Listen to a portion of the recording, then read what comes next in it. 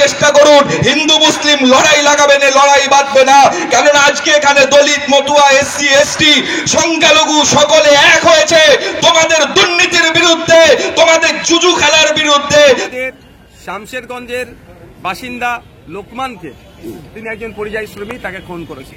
যে 754 জন নিরীহ মানুষকে, নিরপরাধ মানুষকে ওয়াকফ আন্দোলন করার জন্য জেলে ঢুকিয়ে রেখে দিয়েছে, তারা এখন জেলে আছে। এসআইআরকে নিয়ে সম্পূর্ণ অসত্য কথা বলছেন মুখ্যমন্ত্রী। একদিকে তিনি বলছেন আমি থাকতে এসআইআর হতে দেব না, আবার পাশাপাশি কেন্দ্রীয় সরকারের নিয়মকানুন মেনে তার রাজ্য সরকারকে, তার ডিএমকে, তার এসডিওকে, তার বিডিওকে, তার বিএলওকে সমস্ত প্রশিক্ষণ দিয়ে করছেন। এই সরকারের যদি বাংলার প্রতি এত দরদ থাকতো তাহলে 2011 সালের পরে এমন পদক্ষেপ নিতেন যাতে সমস্ত স্তরে, সমস্ত অফিসে, বিশেষ করে ডিএম অফিসে, এসডি অফিসে, বিডিও অফিসে, থানাতে বাংলা চালু হতো। আজকে আগে এই ওয়াই চ্যানেলে ধর্ণা মঞ্চ করার জন্য গ্রেফতার করা হয়েছিল নওশাদ সিদ্দিকী, ইমতিয়াজ আহমেদ, হাকিকুল সহ কনস্টিটিউশন ফার্মের সমস্ত নেতৃত্ববৃন্দ। একদম দেখেছিলাম, একদম এই ওয়াই চ্যানেল থেকে তাদেরকে জোরপূর্বক প্রিজন ভ্যানে তোলা হয় এবং তাদেরকে লালবাজার উদ্দেশ্যে নিয়ে হয়েছিল। তাদের গ্রেফতার করা হয়, যদিও তারা ঠিক তার পরের দিনই জামিন পেয়ে যায় এবং সেই ওয়াই চ্যানেলে আজকে তারা আবার ধর্নায় বসেছে। তো ওয়াকফ ইস্যু এবং যে বিজেপি শাসিত রাজ্যগুলিতে বাঙালিদের অত্যাচার করা হচ্ছে এবং ওবিসি ইস্যুতে, এই তিনটে মূলত ইস্যুকে নিয়েই তারা ধর্না মঞ্চে বসেছে। এখানে উপস্থিত আছেন নওশাদ সিদ্দিকী, ইমতিয়াজ আহমেদ, আতিকুল ইসলাম সহ আরো নেতৃত্বগণ। কি বলছেন তারা, শোনাবো আপনাদের।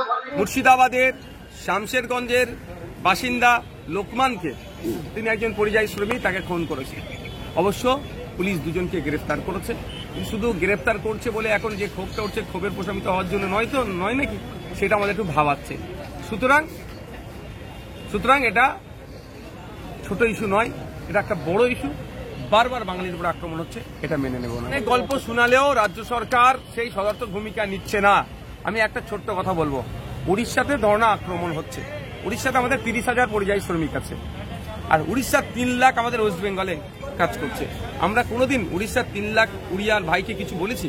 আমরা আগলে ধরেছি। আমাদের পুলিশ তাদেরকে নিরাপত্তা দিচ্ছে। আমাদের 30,000কে ওরা সহ্য করতে পারছে না কেন?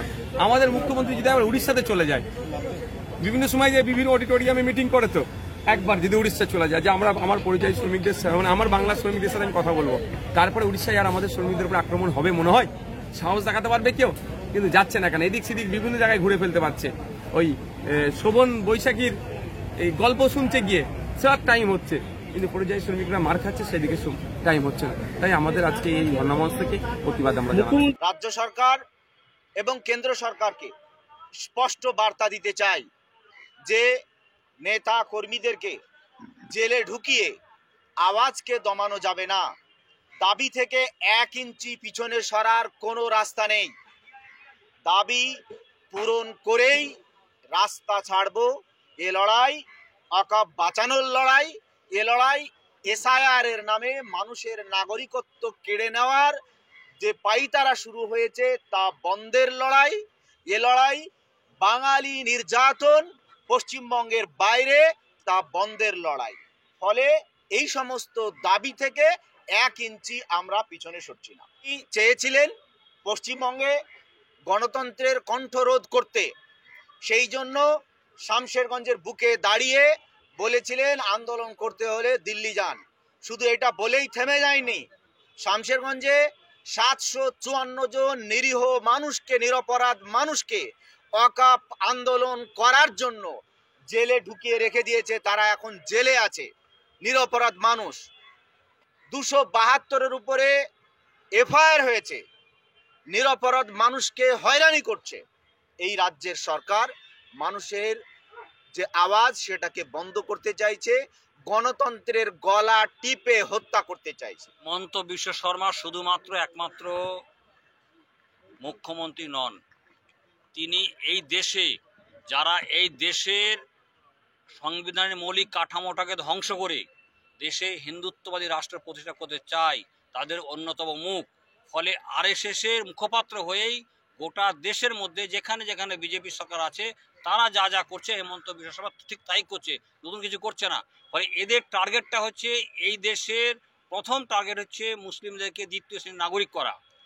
দ্বিতীয় টার্গেট হচ্ছে এদেশে যারা শ্রমজীবী মানুষ তাদেরকে দ্বিতীয় শ্রেণীর নাগরিক করা, এবং সেই লক্ষ্যে তারা এই সমস্ত করছে।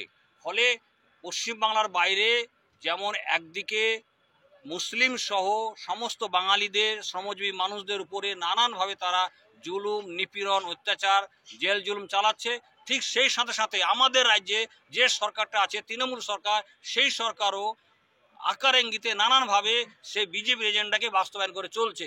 তা না হলে এখানে ওয়াকফ আন্দোলনকে বন্ধ করার সামান্যতম কোনো যুক্তি নেই। এটা করছে মানে হচ্ছে যে মোদিকে সন্তুষ্ট করার জন্য করছে। এখানে এই তৃণমূল সরকার গত 1 বছর ধরে যেভাবে ওবিসিকে নিয়ে ছিনিমিনি খেলা করছে তাতে খুব স্পষ্ট যে মমতা ব্যানার্জি নিজেই চাইছেন না যে এই পশ্চিমবাংলার যারা ওবিসি সমাজের মানুষ তারা ওবিসি সুযোগ সুবিধা পান। সেই জন্য তারা নানান কৌশলে এই ওবিসিকে নিয়ে ছিনিমিনি খেলছে, এবং সেই সাথে সাথে এসআইআরকে নিয়ে সম্পূর্ণ অসত্য কথা বলছেন মুখ্যমন্ত্রী। একদিকে তিনি বলছেন আমি থাকতে এসআইআর হতে দেব না, আবার পাশাপাশি কেন্দ্রীয় সরকারের নিয়মকানুন মেনে তার রাজ্য সরকারকে, তার ডিএমকে, তার এসডিওকে, তার বিডিওকে, তার বিএলওকে সমস্ত প্রশিক্ষণ দিয়ে করছেন। এই যে দ্বিচারিতা, এই দ্বিচারিতার মধ্য দিয়ে প্রমাণ হয় যে পশ্চিমবাংলার সাধারণ মানুষের স্বার্থে মুখ্যমন্ত্রী কাজ করে চলেছেন।